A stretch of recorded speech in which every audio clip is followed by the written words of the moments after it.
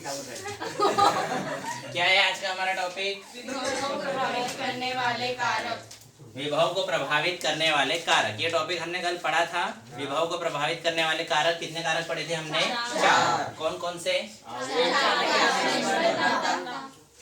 आवेश पर निर्भरता, आकार पर निर्भरता, अन्य चालक की उपस्थिति और कुचालक माध्यम।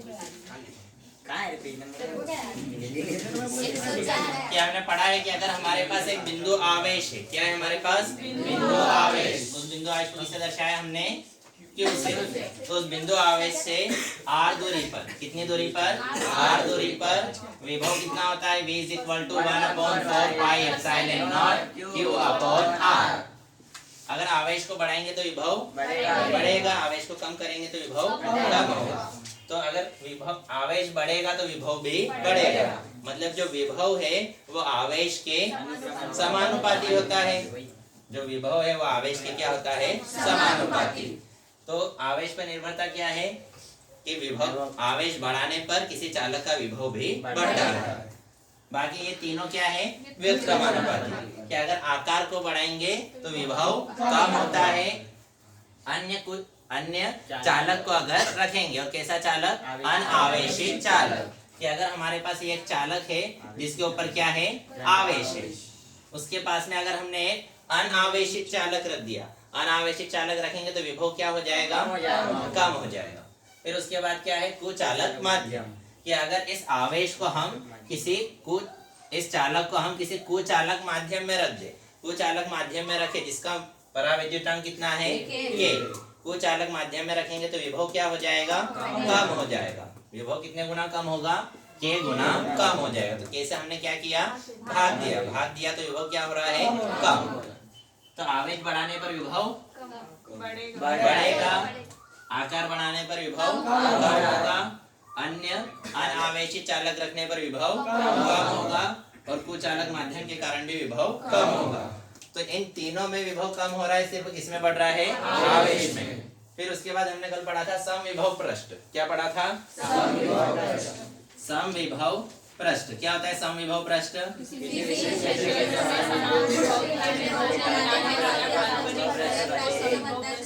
अगर हमारे पास ये एक बिंदु आवेश है, क्या है हमारे पास? बिंदु आवेश। इस बिंदु आवेश से r दूरी पर विभव कितना रहेगा? V = 1/4 pi epsilon not Q upon r।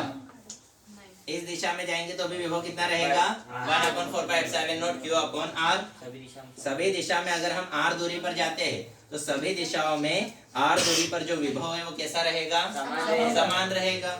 इन सभी समान आवेशों के, इन सभी समान विभव के बिंदुओं को अगर हम क्या करें? जोड़ दें। ये जो बिंदु है इस पर विभव कैसा है? समान है। इस पर इन सभी पर विभव कैसा है? समान है।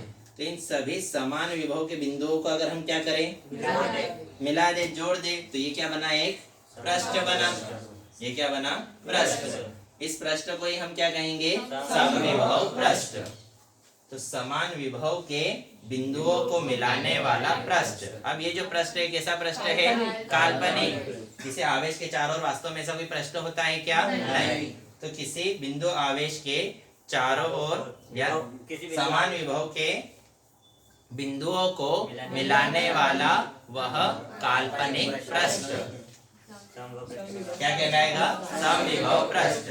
अब ये समविभव पृष्ठ कहाँ रहेगा? विद्युत क्षेत्र में। समविभव पृष्ठ कहाँ रहेगा? विद्युत क्षेत्र में। क्यों? क्योंकि यहाँ क्या रखा है? आवेश। आवेश क्या उत्पन्न करेगा? विद्युत क्षेत्र। आवेश क्या उत्पन्न करेगा? विद्युत क्षेत्र। तो किसी विद्युत क्षेत्र में समान विभव के बिंदुओं को मिलाने वाला काल्पनिक पृष्ठ समविभव पृष्ठ कहलाता है। अब अगर ये धन आवेश है, धन आवेश के कारण हमें पता है विद्युत क्षेत्र रेखाओं की दिशा कहाँ होती है? बाहर की ओर। इसके कारण जो विद्युत क्षेत्र की दिशा है वो कहाँ रहेगी? लंबवत बाहर की ओर। ये जो पृष्ठ है और ये जो रेखा है, इन दोनों के बीच का कोण कितना है? 90 डिग्री। यहाँ पर कोण कितना है? 90 डिग्री। यहाँ पर कोण कितना है? 90 डिग्री। तो हमेशा विद्युत क्षेत्र रेखाएं और समविभव पृष्ठ, इन दोनों के बीच का कोण कितना रहेगा? 90 डिग्री रहेगा। मतलब ये दोनों एक दूसरे के लंबवत रहेंगे। तो समविभव पृष्ठ और विद्युत क्षेत्र रेखाएं एक दूसरे के लंबवत होती है। यही क्या है? समविभव पृष्ठ का गुण। तो पहला गुण तो क्या हो गया कि समविभव पृष्ठ और विद्युत क्षेत्र रेखा एक दूसरे के लंबवत होती है। अगर हमारे पास कोई आवेश है जो कहाँ रखा है? समविभव पृष्ठ पर। तो समविभव पृष्ठ पर किसी आवेश को एक बिंदु से दूसरे बिंदु तक ले जाने में कोई कार्य नहीं करना पड़ता। इस पृष्ठ के एक बिंदु से दूसरे बिंदु पर आवेश को ले जाने में कोई कार्य नहीं करना पड़ता। अब अगर किसी आवेश को एक समविभव पृष्ठ से दूसरे समविभव पृष्ठ पर ले जाना है तो कार्य करना पड़ेगा। वो किसके बराबर रहेगा? इन दोनों के विभवांतर के बराबर। फिर उसके बाद और कौन क्या पढ़ा था हमने गुण? अगर हमारे पास जो आवेश है वो कैसा है? बिंदु आकार का। आवेश कैसा है? बिंदु आकार का। तो उसके कारण जो समविभव पृष्ठ बनेगा उसका आकार कैसा रहेगा? गोलाकार। कि अगर हमारे पास बिंदु सदृश आवेश है तो उसके कारण बनने वाला समविभव पृष्ठ का आकार कैसा रहेगा? गोलाकार रहेगा। क्लियर है सभी को? फिर उसके बाद क्या पढ़ा था? किसी सुचालक पृष्ठ का उसका सदैव समविभव पृष्ठ रहेगा। अगर हमारे पास कोई सुचालक, अगर हमारे पास कोई सुचालक है उसके ऊपर कोई आवेश है तो उसका जो पृष्ठ है वो हमेशा कैसा पृष्ठ रहेगा? समविभव पृष्ठ। मतलब उस धातु के हर बिंदु पर विभव कैसा रहेगा? समान रहेगा। फिर उसके बाद अगला टॉपिक, दो समविभव पृष्ठ कभी भी एक दूसरे को प्रतिच्छेद नहीं करते। कि अगर दो समविभव पृष्ठ, एक पृष्ठ है दूसरा पृष्ठ है, तो दो पृष्ठ कभी भी एक दूसरे को प्रतिच्छेद करेंगे क्या? नहीं करेंगे। फिर उसके बाद अगला टॉपिक, चालक की धारिता। अब चालक की धारिता क्या होती है?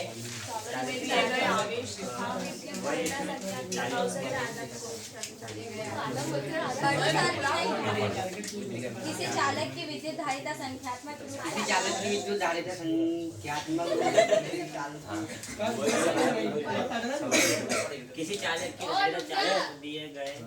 किसी चालक की विद्युत धारिता संख्यात्मक रूप से चालकों को दिए गए उस आवेश के बराबर होती है। इसी मत देखे। तो अगर हमारे पास एक चालक है, क्या है हमारे पास? एक चालक है। उस चालक को अगर हम आवेश देंगे तो उसका विभव क्या होगा? बढ़ेगा। क्योंकि हमें पता है विभव का सूत्र क्या होता है? V = 1/4 pi epsilon not Q/R। ये कितनी दूरी पर? R दूरी पर। इसके अलावा हमारे पास एक और सूत्र है, V = क्या होता है? Q। ये इसी सूत्र से हमारे पास। तो V = कितना होता है? 1/4 pi epsilon not Q/R। Q क्या है? आवेश। अगर आवेश बढ़ेगा तो विभव भी बढ़ेगा। तो इस चालक को जितना ज्यादा आवेश देंगे इसका विभव उतना ही ज्यादा रहेगा।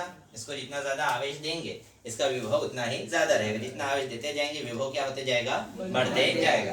तो हम कह सकते हैं कि जो विभव है वो समानुपाती है। किसके समानुपाती है? आवेश के। कि जो विभव है वो समानुपाती है किसके? आवेश के। हमें पता है जब भी समानुपाती का चिन्ह हटाकर बराबर का चिन्ह लगाते हैं तो क्या आता है? कांस्टेंट। तो यहाँ पर एक कांस्टेंट आ गया। उस कांस्टेंट को किससे दर्शाया? C से। तो Q = कितना आ गया? CB। ये V यहाँ पर गुणा में है, इधर आकर भाग में। तो Q/V = क्या आया? C। Q/V = क्या आया? C। लेफ्ट वाले को राइट में या राइट वाले को लेफ्ट में लिखो तो कोई फर्क पड़ेगा क्या? नहीं। A = B लिखो या B = A, एक ही बात है। इसी को हम क्या लिख सकते हैं? C = Q/V। यहाँ C क्या है? एक कांस्टेंट है। इस कांस्टेंट को ही हम क्या कहते हैं? चालक की धारिता। इस कांस्टेंट को ही हम क्या कहते हैं? चालक की धारिता। अब यदि हम ये जो V है इस V का मान कितना रख दे? 1। V का मान कितना रख दे? 1 मतलब इसी को क्या बोलते हैं हम? एकांक। कि अगर V का मान 1 रख दे तो C बराबर क्या हो जाएगा? Q। C बराबर क्या हो जाएगा? Q। जहाँ Q क्या था? आवेश। कौन सा आवेश? चालक को दिया गया आवेश। Q क्या है? चालक को दिया गया आवेश। और विभव, ये V क्या था? विभव में वृद्धि।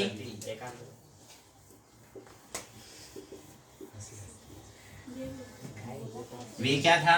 विभव में वृद्धि। कि जैसे जैसे आवेश दे रहे थे तो विभव में क्या हो रही थी? वृद्धि हो रही थी। जब आवेश शून्य था तब विभव में कितना था? शून्य। कि अगर आवेश का मान शून्य है तो विभव का मान भी कितना है? शून्य। तो जैसे जैसे हम उसे क्या दे रहे थे? आवेश दे रहे थे तो विभव में क्या हो रही थी? वृद्धि। तो ये वी क्या है? विभव में वृद्धि। क्यों क्या है? चालक को दिया गया आवेश। तो वृद्धि किसके बराबर हो गई? 1 के बराबर। वृद्धि किसके बराबर हो गई? 1 के बराबर। तब सी किसके बराबर है? क्यू के बराबर दिए गए आवेश के बराबर। यहाँ से अगर हमें परिभाषा देनी है तो क्या है परिभाषा? किसी चालक चालक की धारिता चालक को दिए गए आवेश के बराबर। ये चालक की धारिता। हाँ।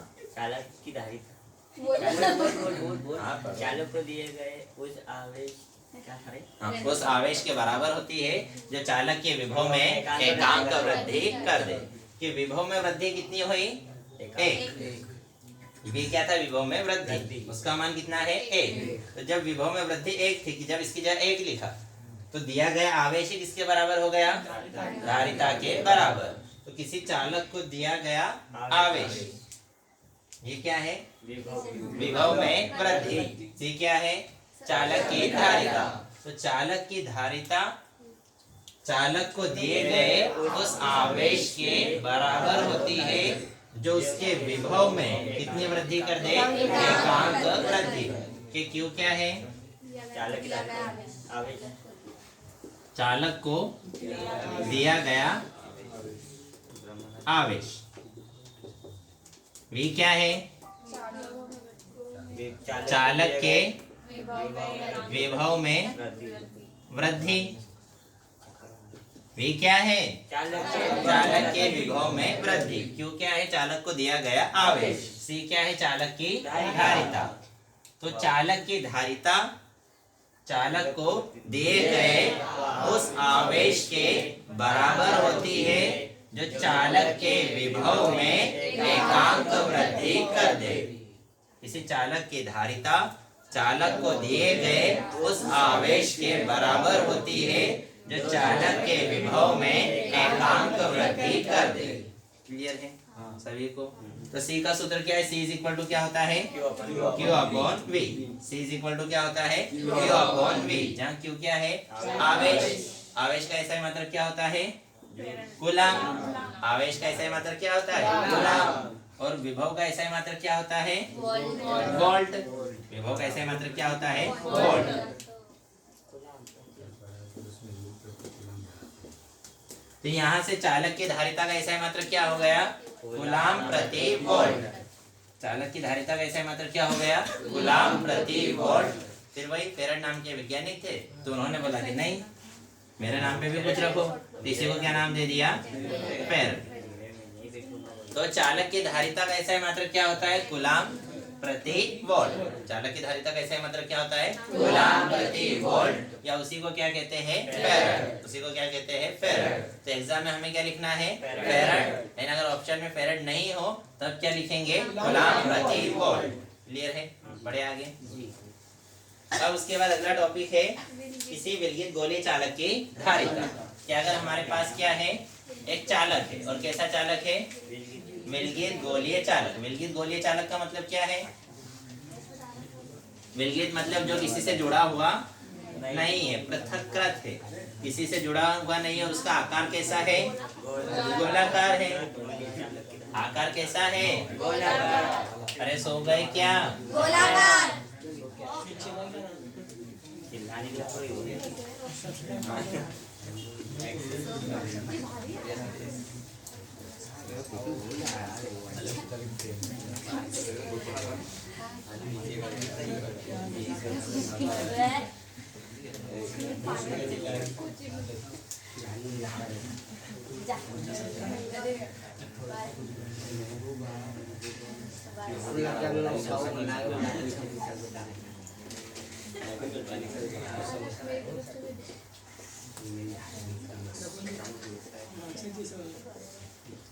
क्या है अगला टॉपिक?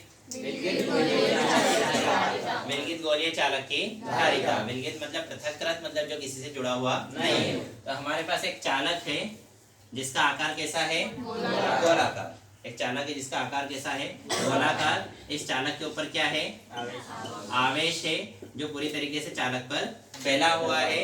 हम मान सकते हैं कि ये धन आवेश है, तो धन आवेश के कारण विद्युत क्षेत्र की दिशा कहाँ रहेगी, लंबवत बाहर की ओर। यहाँ पर विद्युत क्षेत्र की दिशा लंबवत बाहर की ओर, विद्युत क्षेत्र की दिशा लंबवत बाहर की ओर। तो हमें ऐसा आभास होगा कि ये जो विद्युत क्षेत्र रेखा है ये कहाँ से आ रही है, कहाँ से आ रही है, बाहर से, केंद्र से आ रही है, बाहर से सही है, तुम लोग बाहर से जाते हो। तो ये जो विद्युत क्षेत्र रेखा है बाहर की ओर जा रही है, बाहर की ओर जा रही है। ऐसा हमें प्रतीत होगा, ऐसा प्रतीत होगा, ऐसा आभास होगा कि वो कहाँ से आ रही है, केंद्र से आ रही है। विद्युत क्षेत्र रेखाएं कहाँ से आ रही है, केंद्र से आ रही है। अगर विद्युत क्षेत्र रेखा केंद्र से आ रही है तो हम ऐसा मान लेंगे कि जो ये सारा आवेश है ये कहाँ पर रखा हुआ है, केंद्र पर रखा है। ये सारा आवेश कहाँ रखा है, केंद्र पर रखा है। और ये जो गोला है इसकी त्रिज्या कितनी है, r। इस गोले की त्रिज्या कितनी है, r। हमने मान लिया सारा आवेश कहाँ पर रखा है, केंद्र पर। त्रिज्या कितनी है, r। तो इस गोले के पृष्ठ पर विभव का मान कितना हो जाएगा, विभव किसे दर्शाएंगे, v से। हमें पता है विभव का सूत्र क्या होता है, 1/4 pi epsilon not q upon r। r कौन सा लिखेंगे, कैपिटल, क्योंकि त्रिज्या यहाँ के लिए है कैपिटल। कि इस q आवेश के कारण r दूरी पर, और r दूरी कहाँ पर है, गोले के पृष्ठ पर। इस गोले के पृष्ठ पर r दूरी पर विभव का मान कितना हो जाएगा, v is equal to 1/4 pi epsilon not q upon r। एक इसका मान निकाला हमने विभव का, लेकिन क्या हमें विभव का मान ज्ञात करने के लिए बोला था, नहीं, हमें क्या ज्ञात करना है, धारिता। हमें पता है धारिता का सूत्र क्या होता है, c is equal to q upon v। v का मान है हमारे पास, v की जगह v का मान रख देंगे। तो v का मान क्या है, 1/4 pi epsilon not q upon r। इस q से q क्या हो जाएगा, cancel. First second third, upon में जो थर्ड नंबर पर होता है इनवर्स मल्टीप्लिकेशन के रूल से, व्युत्क्रम गुणनफल के रूल से वो कहाँ आ जाता है, ऊपर। तो ये जो थर्ड नंबर पर है वो कहाँ आ जाएगा, ऊपर। तो हमारे पास मान क्या आ जाएगा, 4 पाई एप्सिलॉन नॉट r। ये किसका मान आ गया, चालक की धारिता। और धारिता का ऐसा मतलब क्या होता है, फेरड। तो यहाँ क्या लिख देंगे, फेरड। तो ये क्वेश्चन एग्जाम में भी आ सकता है, या ये ऑब्जेक्टिव में भी ये क्वेश्चन आता है कि अगर हमारे पास एक गोलीय चालक है, तो गोलीय चालक जिसकी त्रिज्या कितनी है, r, जिस पर आवेश कितना है, q, उसकी धारिता कितनी होती है, c is equal to 4 pi epsilon not r। कहाँ पर, फेरड में। अगर ये किसी माध्यम में रखा होता तो यहाँ पर क्या आ जाएगा, यहाँ पर क्या आ जाएगा, k। यहाँ क्या आ जाएगा, k। ये ऊपर चले जाएगा तो यहाँ क्या आ जाएगा, k। क्लियर है, आ रहा है समझ में। इधर क्यों आयु या निर्वात में लिखो, मुझे इतनी सारी लाइन है, तुम उसको आधा भी कर सकते हो। तुम पढ़ के जाओगे तो पूरा तो याद नहीं रहेगा, आधा ही याद रहेगा एग्जाम में। तो बड़े आगे अगला टॉपिक क्या है, क्यों आयु या निर्वात में किसी चालक की धारिता को प्रभावित करने वाला, हो गया ना, वो धारिता को प्रभावित करने वाले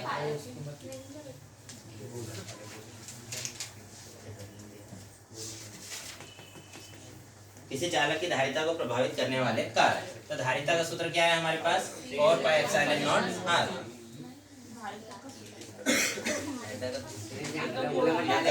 चालक की धारिता c इज इक्वल टू क्या होता है, q अपॉन v।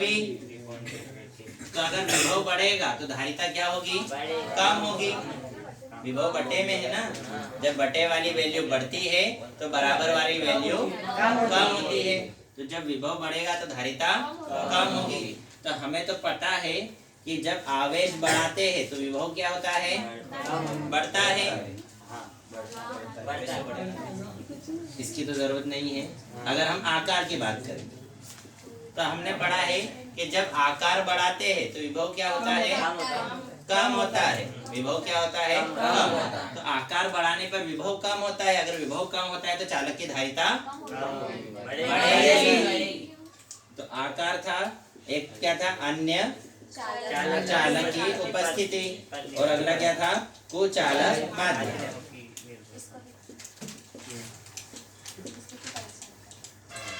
तो आकार बढ़ाने पर विभव क्या हो रहा था, कम हो रहा था, मतलब धारिता क्या होगी, बढ़ेगी। अन्य चालक की उपस्थिति के कारण विभव क्या हो रहा था, कम हो रहा था, मतलब धारिता क्या हो गई, बढ़ेगी। कुचालक माध्यम के कारण विभव क्या हो रहा था, कम हो रहा था, मतलब धारिता क्या हो गई, बढ़ेगी। तो इन तीनों कारणों से विभव कम होता है, इसलिए इन तीनों कारणों से धारिता बढ़ेगी। क्लियर है? आ रहा है समझ में? आ रहा है समझ में? क्या बोलना चाह रहा हूँ, आ रहा है कि गया? आ गया? बढ़े आगे। फिर उसके बाद हमने पढ़ा था संधारित्र का सिद्धांत। क्या पढ़ा था हमने? संधारित्र का सिद्धांत। संधारित्र का सिद्धांत। अब संधारित्र का सिद्धांत क्या कहता है? संधारित्र वह युक्ति है जिसके आकार में वृद्धि किए बिना धारिता बढ़ेगी। किसके आकार? संधारित्र वह युक्ति बोलो फिर चालक के आकार में वृद्धि। चालक के आकार संधारित्र वह युक्ति है जिसमें चालक के आकार में वृद्धि किए बिना उसकी धारिता को बढ़ा सकते हैं। कि अगर हमारे पास एक चालक है तो संधारित्र अगर हमें बनाना है तो संधारित्र क्या करेगा, उसके आकार को भी नहीं बढ़ाएगा और आकार को बढ़ाए बिना ही उसकी धारिता मतलब उसकी कैपेसिटी को बढ़ा देगा। संधारित्र एक ऐसा यंत्र है, एक ऐसी युक्ति है जो क्या करेगा, आकार को बढ़ाए बिना ही धारिता को बढ़ा देगा। आकार को बढ़ाए बिना ही क्या करेगा, धारिता को बढ़ाएगा। बढ़े आगे। फिर उसके बाद अगला टॉपिक है संधारित्र की धारिता वो तो तुम पढ़ ही लेना।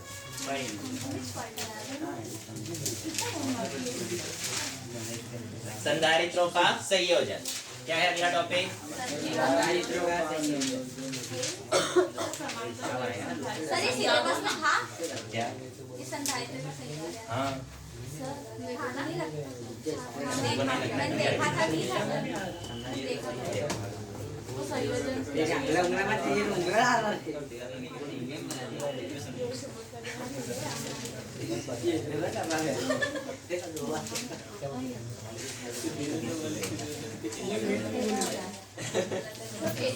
क्या है अगला टॉपिक? संधारित्रों का संयोजन। कि अगर हमारे पास संधारित्र है तो संधारित्र को हम दो तरीके से जोड़ सकते हैं। एक होता है श्रेणी संयोजन और दूसरा होता है समांतर संयोजन।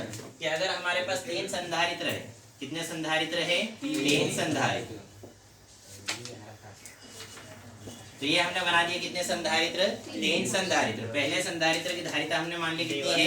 C1। दूसरे संधारित्र की धारिता C2 और तीसरे की धारिता कितनी है? C3। तीनों की धारिताएं कैसी है? अलग अलग। अब इन सभी में कितनी प्लेट है? दो दो प्लेट है ना? इसमें कितनी प्लेट है? दो। तीन प्लेट कहाँ दिख रही है मुझे? बताओ। तो 6 बोल दो। जोड़े से हमने बोला ना सर, जोड़े से बैठा। तो प्रत्येक संधारित्र में कितनी प्लेट है? दो। तो ये कौन सा संधारित्र है? पहला। पहले संधारित्र की ये कौन सी प्लेट है? ये पहले संधारित्र की पहली प्लेट, ये दूसरी प्लेट, ये पहली प्लेट, ये दूसरी प्लेट, ये पहली प्लेट और ये दूसरी प्लेट। तो पहले संधारित्र की दूसरी प्लेट को दूसरे संधारित्र की पहली प्लेट से जोड़ दिया। दूसरे संधारित्र की दूसरी प्लेट को तीसरे संधारित्र की पहली प्लेट से जोड़ दिया। क्लियर है? तो इस प्रकार से जोड़ना क्या कहलाता है? श्रेणी संयोजन। कि एक के बाद दूसरा, दूसरे के बाद तीसरा, इस प्रकार से अगर जोड़ा है तो इसको क्या कहेंगे? श्रेणी संयोजन। अब इस संधारित्र को हमने कितना आवेश दिया? Q आवेश। और ये Q कैसा आवेश है? धनात्मक आवेश। तो जब इसे Q आवेश दिया तो इसके ऊपर कौन सा आवेश आ जाएगा? प्लस Q आवेश आ जाएगा। और इसमें प्लस Q आवेश आएगा तो ये जो प्लेट है, ये जो प्लेट है बहुत सारे छोटे छोटे कणों से मिलकर बनी है। उन छोटे छोटे कणों को क्या कहते हैं? अणु, परमाणु। छोटे छोटे कणों से मिलकर बनी उन्हें क्या कहते हैं? परमाणु। और परमाणु में बहुत सारे क्या होते हैं?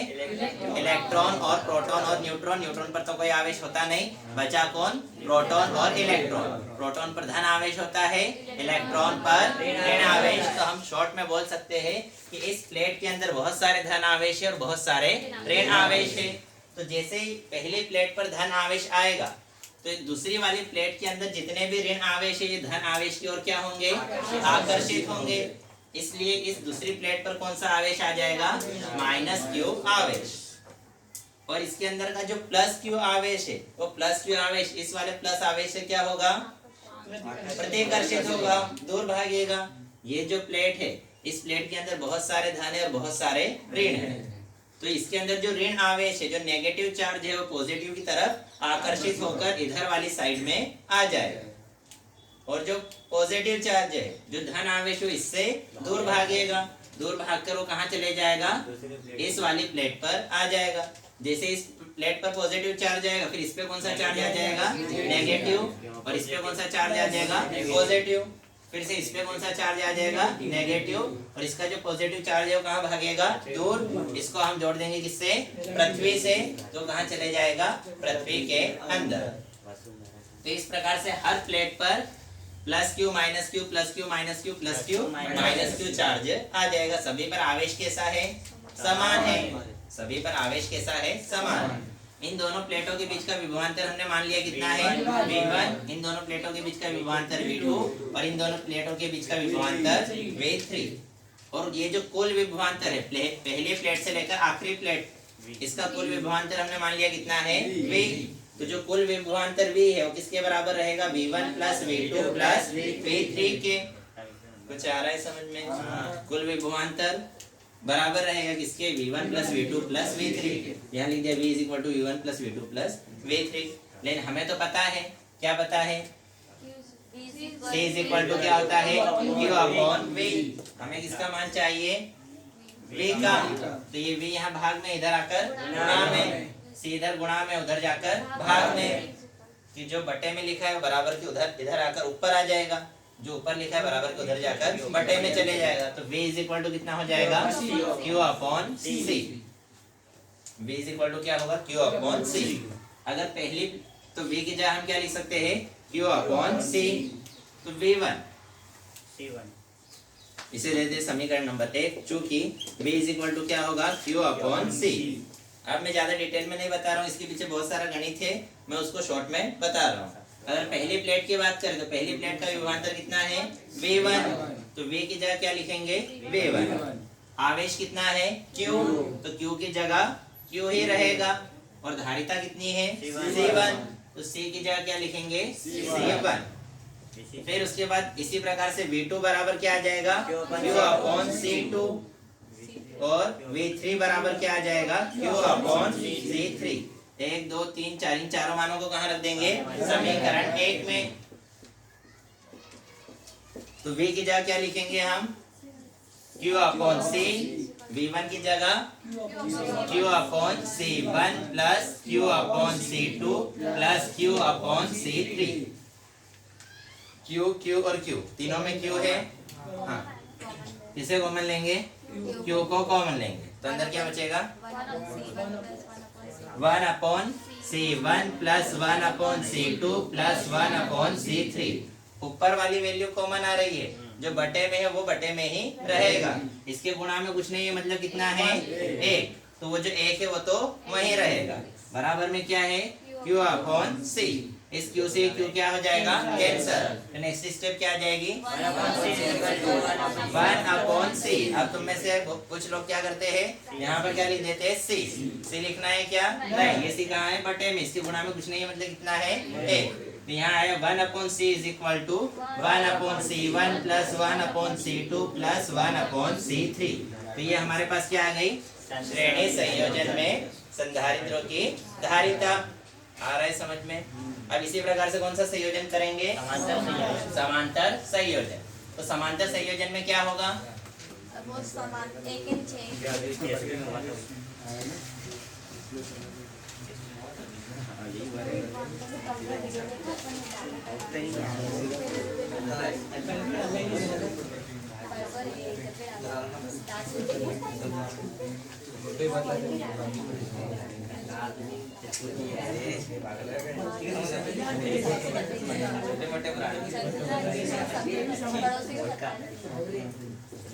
कि अगर हम किसकी बात करें? समांतर संयोजन। कि अगर हमारे पास 3 संधारित्र है, क्या है हमारे पास? 3 संधारित्र। पहले संधारित्र की धारिता C1, दूसरे की C2 और तीसरे की C3। इन तीनों की पहली प्लेट को हम क्या करें? एक बिंदु पर जोड़ दें। उस बिंदु को हमने नाम दे दिया A। तीनों की दूसरी प्लेट को हमने एक बिंदु पर जोड़ दिया। तो इस प्रकार से जोड़ना क्या कहलाएगा? समांतर संयोजन। यहाँ पर हमने आवेश दिया, कितना आवेश दिया? Q आवेश। जैसे Q आवेश देंगे यहाँ पर जाकर कितने भागों में बढ़ जाएगा? 3 भागों में। तो क्या तीनों का आवेश समान रहेगा? नहीं, तीनों का आवेश अब क्या रहेगा? अलग अलग। तो यहाँ आवेश कितना रहेगा? Q1, यहाँ हमने मान लिया कितना है? Q2, और यहाँ आवेश कितना है? Q3। आवेश कौन सा दिया? प्लस। तो इन सभी प्लेट पे कौन सा आवेश आएगा? प्लस, और इधर वाली प्लेट पे कौन सा आवेश आ जाएगा? माइनस। अब ये जो तीनों संधारित्र है वो समान बिंदुओं के बीच में जुड़े हैं, तो तीनों के लिए विभव कैसा रहेगा? समान रहेगा। क्यों? क्योंकि दो बिंदुओं के लिए विभव कैसा होता है? समान होता है। तो ये तीनों ही प्लेट समान दो बिंदुओं के बीच में जुड़ी है, इसलिए तीनों के लिए विभव कैसा रहेगा? समान रहेगा। तो इस क्वेश्चन को हम V is equal to V1 plus V2 plus V3 से हल कर सकते हैं क्या? नहीं, ऐसे हम इसे हल नहीं कर सकते। तो फिर क्या करेंगे? हमें पता है कि Q इज इक्वल टू क्या है यहाँ पर? Q1 plus Q2 plus Q3, कि जो Q है वो 3 भागों में बटा है। तो Q इज इक्वल टू क्या आ जाएगा? Q1 plus Q2 plus Q3। अब हमें यहाँ किसका मान रखना है? Q का। तो हम तो जानते हैं कि C इज इक्वल टू क्या होता है? Q upon V। V यहाँ भाग में, इधर आकर गुणा में। तो C V is equal to क्या आ जाएगा? Q। CV is equal to क्या आया? Q। लेफ्ट को राइट में, राइट को लेफ्ट में रखो तो कोई फर्क पड़ेगा क्या? नहीं। तो Q इज इक्वल टू क्या आ जाएगा? CV। तो चूंकि हम जानते हैं Q इज इक्वल टू कितना है? CV, तो Q1 इज इक्वल टू क्या हो जाएगा? इस पहले वाले की बात करें तो इस पर आवेश, इसकी धारिता कितनी है? C1। इस पर आवेश कितना है? Q1। और विभव तो सबका कितना है? V ही है। तो इसलिए Q1 का मान कितना आ जाएगा? C1V। Q2 का मान क्या आएगा? C2V। Q3 का मान कितना आएगा? C3V। इन चारों मानों को कहाँ रख देंगे? इस समीकरण 1 में। तो Q की जगह क्या लिखेंगे? CV। Q1 की जगह क्या लिखेंगे? C1V। Q2 की जगह क्या लिखेंगे? C2V। और Q3 की जगह क्या लिखेंगे? C3V। क्लियर है? इतना आ रहा है समझ में? शिवराज, मामा शिवराज के चौहान नाम है तुम्हारा? मुख्यमंत्री सिंह नहीं है। सिंह, सिंह है कि नहीं है? सिंह। शिवराज चौहान। V। इन तीनों में से V क्या होगा? कॉमन। इन तीनों में से V कॉमन आया। हाँ, क्या नाम तुम्हारा? परमेश्वर। अंदर क्या बचेगा? इधर कुछ नहीं है वहाँ। क्या बचेगा अंदर? बातें मत करो, कुछ भी नहीं है। क्या है वहाँ पर?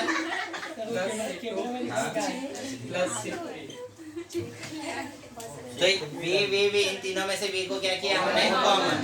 इस V से V क्या हो जाएगा? कैंसल। तो हमारे पास क्या आ गया? C is equal to C1 plus C2 plus C3।